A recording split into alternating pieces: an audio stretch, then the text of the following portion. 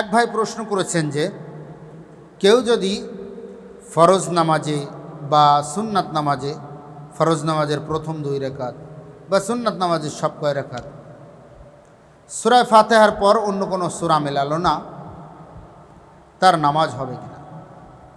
এর উত্তর হলো ভাইরা আমার, প্রথমত তার অবশ্যই নামাজ হবে। নামাজে কোনো প্রতিবন্ধকতা নেই, নামাজে কোনো বাধা নেই, নামাজ হওয়াতে কোনো বাধা। নামাজের ভিতরে সূরা ফাতিহার পর ছোট 3 আয়াত ফরজের প্রথম 2 রাকাত, ফরজ নামাজের প্রথম 2 রাকাতে এবং সুন্নাতের প্রত্যেক রাকাতে কমপক্ষে ছোট ছোট 3টা আয়াত অথবা একটি বড় আয়াত।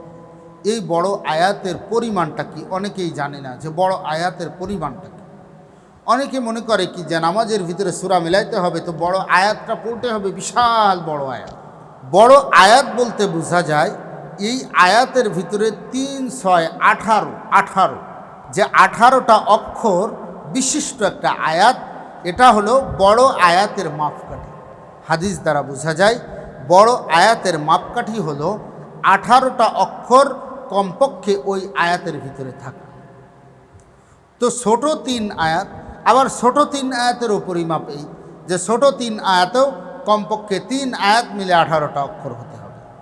এমন যদি হয় যে ছোট 3 আয়াত, তো আপনি চিন্তা করলেন যে শুধু কফ, এটা তো একটা আয়াত, শুধু নুন, এটা তো একটা আয়াত, ইয়াসিন, এটা তো একটা আয়াত, আপনি পড়ে ফেললেন ইয়াসিন, কফ, নুন, এরকম পড়ে ফেললেন, তাহলে কিন্তু আলিফ লাম মিম এরকম 18 অক্ষর হলো না।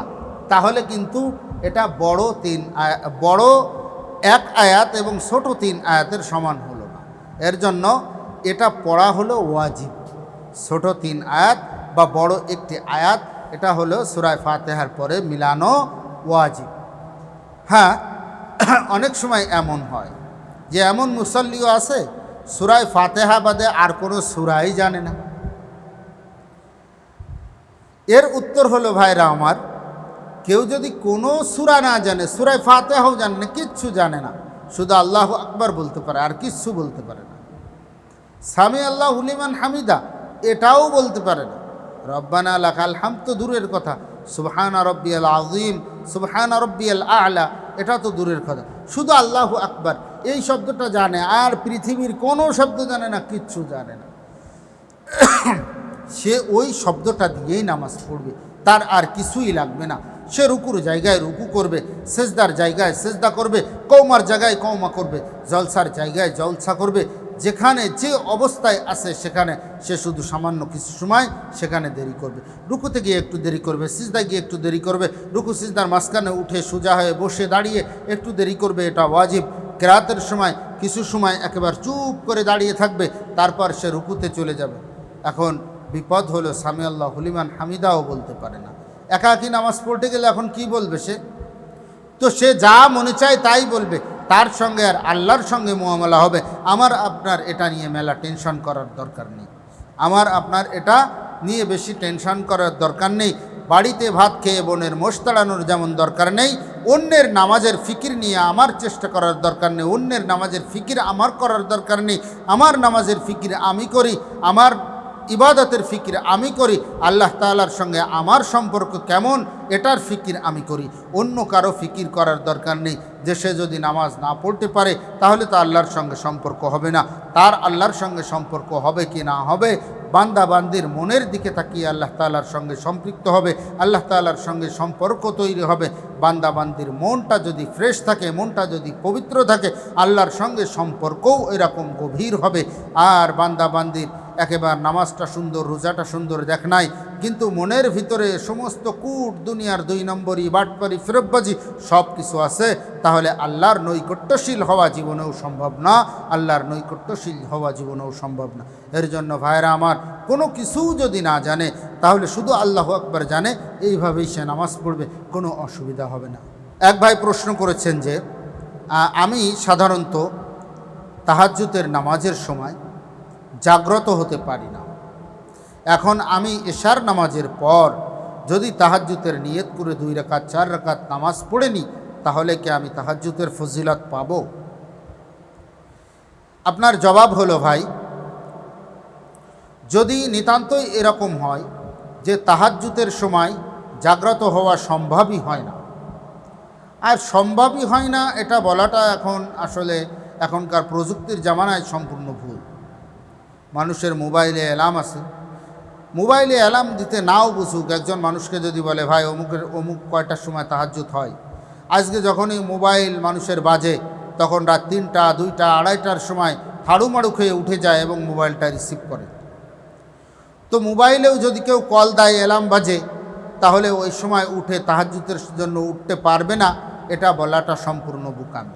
যদি এরকম প্রবল সম্ভাবনা থাকে যে আমি তাহাজ্জুদের সময় জাগ্রত হতেই পারবো না, তাহলে সুন্দর করে ইশার নামাজ পড়ার পর, ইশার পরে যে 2 রাকাত সুন্নাতে মুআক্কাদা আছে, এই 2 রাকাত সুন্নাতে মুআক্কাদা পড়ে তারপরে বিতিরের আগে আমি 2 রাকাত অথবা 4 রাকাত তাহাজ্জুদের নিয়ত করে তাহাজ্জুদের নামাজ পড়ে নিব এবং এরপরে বিতির আদায় করে তাহাজ্জুদের সময় জাগ্রত হব, বা আল্লাহ তুমি আমাকে জাগিয়ে দিও বা জাগার তৌফিক দিও, বা জাগার তৌফিক শুধু দিলেই হবে না, জেগে জাগার তৌফিক আল্লাহ তাআলা দিল, আবার ঘুম পড়লেন, আল্লাহ তো জাগার তৌফিক দিয়ে দিল কিন্তু আপনি আবার ঘুমাই গেলেন, তাহলে জাগার তৌফিক দিয়ে দিও এবং তাহাজ্জুদের তৌফিক দিয়ে দিও, তাহাজ্জুদ পড়ার তৌফিক দিয়ে দিও, এরকমভাবে দোয়া করে আল্লাহ তাআলার দরবারে ঘুমিয়ে যাওয়া।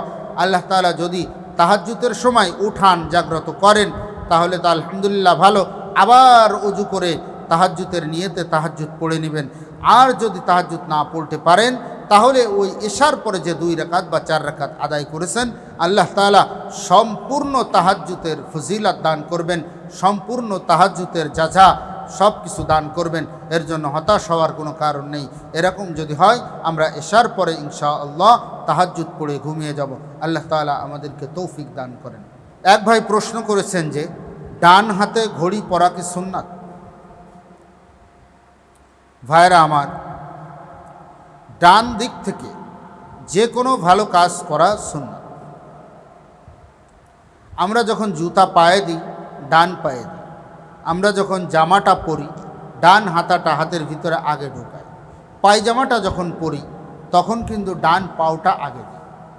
আমরা খাবার খাই ডান হাত দিয়ে, বাম হাত দিয়ে আমরা অনেক সময় অনেক গান্ধা কাজ যেগুলো আছে, যেমন পানি ব্যবহার করে ইস্তেঞ্জার সময়, এগুলো বাম হাত দিয়ে করি, ডান হাত দিয়ে কিন্তু সাধারণত কেউ করেন। আর রাসূল করিম সাল্লাল্লাহু আলাইহি ওয়াসাল্লাম তার নিজেরও যত আমল ছিল উনি ডান হাত দিয়ে করতেন। এর জন্য ডান দিক থেকে করা যে কোনো জিনিস সুন্নাত, ডানকে সুন্নাত। ডানের অনেক ফজিলত কোরআন হাদিসের ভিতরে দেওয়া হয়েছে, কোরআন হাদিসের ভিতরে লিপিবদ্ধ আছে। হযরত আলী রাদিয়াল্লাহু আনহু বলেন, রাসূল করিম সাল্লাল্লাহু আলাইহি ওয়াসাল্লাম যে আংটি ব্যবহার করতেন, সিল মোহর মারার জন্য আংটি ব্যবহার করতেন, এই আংটি নবী করিম সাল্লাল্লাহু আলাইহি ওয়াসাল্লাম ডান হাতে ব্যবহার করতেন। কিন্তু বাম হাতে ঘড়ি ব্যবহার করলে বা বাম হাতে আংটি ব্যবহার করলে বা বাম হাতে কোনো জিনিস ব্যবহার করলে এটা যে নাজায়েজ হবে তা কিন্তু নয়। অনেক সময় দেখা যায় একজন বুজুর্গ ব্যক্তি, আল্লাহওয়ালা ব্যক্তি, তার সামনে বাম হাতে ঘড়ি পড়লে তার একেবারে মাথা খারাপ হয়ে যায়। সুদখোর এসে চোখের সামনে ঘরে, কোনো অসুবিধা নেই। ঘুষখোর এসে চোখের সামনে ঘরে, কোনো অসুবিধা নেই।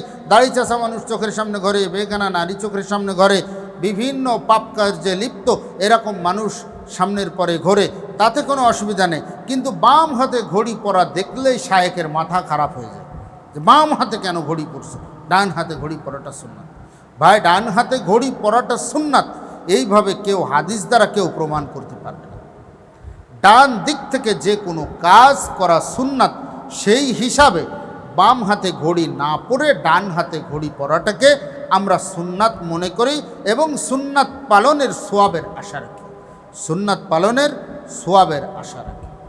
হ্যাঁ, যদি এমন হয় যে ডান হাত দিয়ে আমার অনেক কাজ করতে হয়, বাম হাতের কোনো কাজ নেই, এমনও তো অনেক কাজ আছে যেগুলো ডান হাত দিয়ে করতে হয় যে বাম হাতের কোনো কাজ নেই। বা একজন মানুষ আমাদের সমাজের ভিতরে কেউ ডানও থাকে, কেউ বায়ুও থাকে। বায়ু যে থাকে সে বাম হাত দিয়ে কাজ করে, যে ডাইনও থাকে সে ডাইন হাত দিয়ে অধিকাংশ কাজ করে। তো এরকম ক্ষেত্রে ডান হাত যদি বেশি ব্যবহার করার দরকার হয়, যে ডান হাত আমি বেশি ব্যবহার করছি, এখন ডান হাতে যদি ঘড়ি পরি তাহলে আমার কষ্ট হয়ে যাবে, তাহলে ওখানে আমি বাম হাতে ঘড়ি ব্যবহার করি। আর ফিনফসি অসুবিধা হোক আর না হোক, বাম হাতে ঘড়ি ব্যবহার করার ক্ষেত্রে কোনো অসুবিধা নেই, এবং ডান হাতে ঘড়ি পরতেই হবে, বাম হাতে পরা যাবে না। ডান হাতে পরাটা সুন্নাত, এটা প্রচার করা সম্পূর্ণ গুমরাহি। এর জন্য আমরা এরকমভাবে প্রচার করব না। সব কাজ ডান পাশ দিয়ে করা সুন্নাত। এর জন্য আমরা আশা রাখি যে ডান হাতে ঘড়ি পরলে হয়তো আল্লাহ তাআলা সুন্নাতের সওয়াব দান করবেন। আল্লাহ তাআলা আমাদেরকে সঠিক বুঝ দান করেন।